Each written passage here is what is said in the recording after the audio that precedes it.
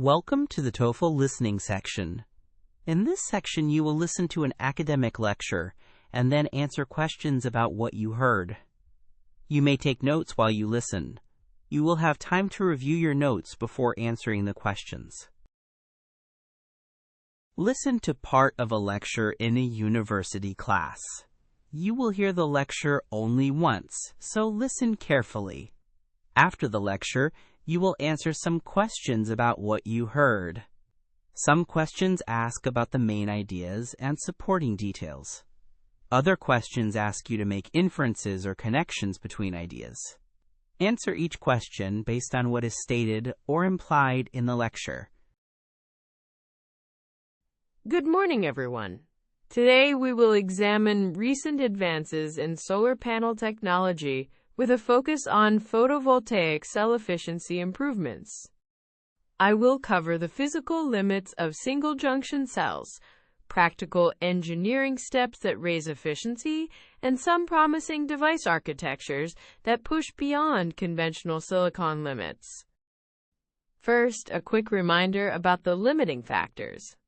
The Shockley-Queisser Limit describes the maximum efficiency for a single-junction cell under standard sunlight. It arises because a single semiconductor can only absorb a limited portion of the solar spectrum, and some energy is lost to heat. Most commercial panels are still based on crystalline silicon because it is abundant, reliable, and relatively cheap. But engineers have incrementally improved practical efficiencies through better surface passivation, reduced resistive losses, and improved optical management. For example, modern monocrystalline panels commonly reach 20 to 23% module efficiency, with cell-level efficiency somewhat higher in certified records. Labs now demonstrate single-junction cells above 26%, and advanced cell types approach 29%. Several incremental technologies are important. PERC, or passivated emitter and rear cell, introduced a passivated rear surface and improved light trapping. This reduces recombination and boosts open circuit voltage. More recently, TOPCon, or tunnel oxide passivated contact designs, have further reduced recombination at the rear by inserting a thin oxide and doped polysilicon layer. These contacts improve carrier extraction and raise the fill factor. Interdigitated back contact cells remove front surface metal shading entirely by moving contacts to the rear.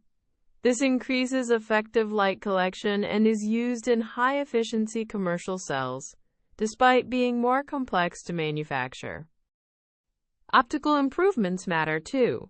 Anti-reflective coatings, textured surfaces, and advanced light-trapping structures keep photons inside the cell longer, which increases the chance of absorption.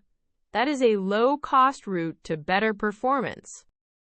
Beyond incremental changes, stacking different materials in tandem architectures can bypass single-junction limits. A common research direction is perovskite silicon tandems, where a perovskite top cell absorbs high-energy photons and a silicon bottom cell captures the lower energy portion of the spectrum. When I mentioned tandem cells earlier, I meant the stacking of a perovskite layer on silicon to capture different parts of the solar spectrum, boosting theoretical efficiency beyond single-junction limits. Tandems have reached certified efficiencies above 30% in the lab, and industry groups are working to stabilize perovskites against moisture and heat so they can be scaled. Other paths include multi-junction cells used in space applications and novel materials that attempt bandgap engineering to tune spectral response. But each route has trade-offs between cost complexity and durability. Real-world deployment also affects effective efficiency.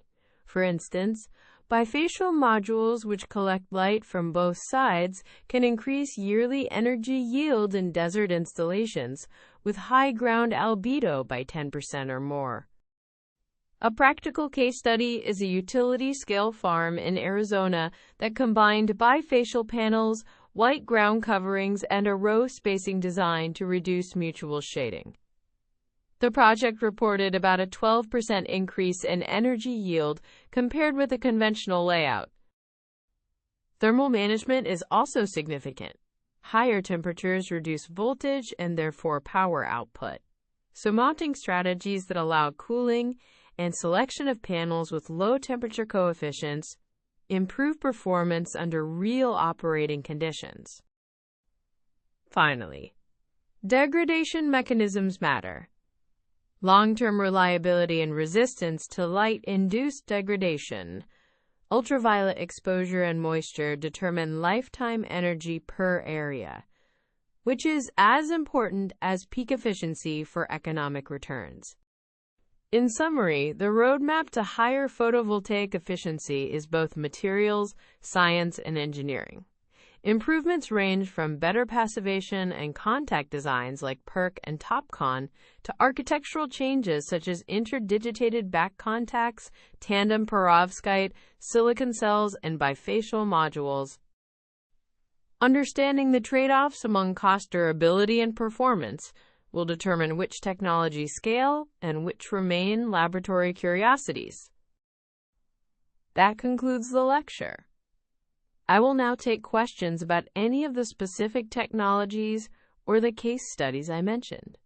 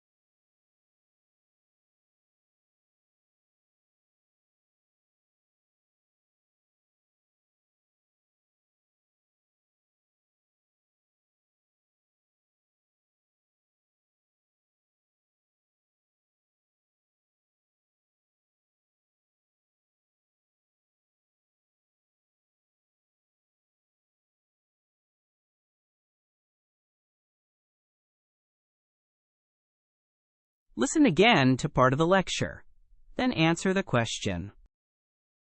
When I mentioned tandem cells earlier, I meant the stacking of a perovskite layer on silicon to capture different parts of the solar spectrum, boosting theoretical efficiency beyond single-junction limits.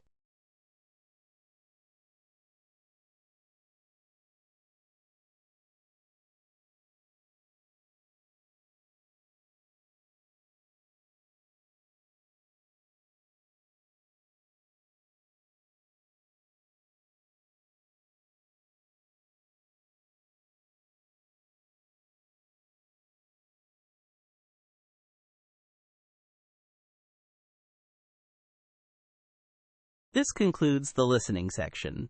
For more TOEFL practice tests and study materials, visit spinta.org.